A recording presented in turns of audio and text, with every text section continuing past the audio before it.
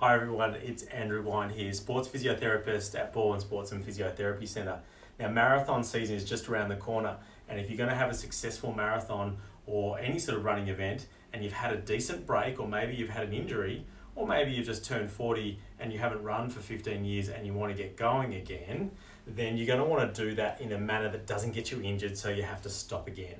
That's obviously the last thing you want to do. So here are my 3 tips for getting going again after a decent break from running.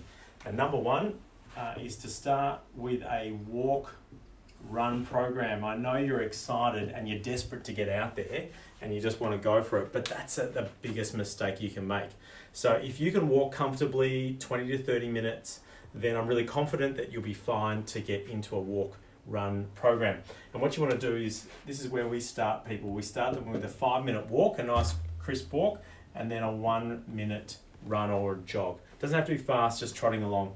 Repeat that anywhere between 3 and 5 times. So you're going to be out there for 15 to 30 minutes, depending on how you're going.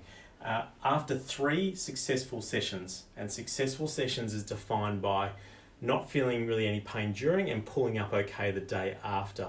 If you've done that 3 times, you're ready to progress. And then I like to go to 5-2 and so on, 5-3. Once you get up around this level here, you can start reducing the walking interval until you might be walking 4 and then even 3, and you're nearly ready to run. So that'll take you anywhere between 8 and 12 weeks. I know that's a reasonable length of time, but it will serve you well in the long run. Tip number 2 is recovery. Now, our bodies, if they've had a bit of a break or they're injured, they're not conditioned to the jarring and the impact and the movements of running.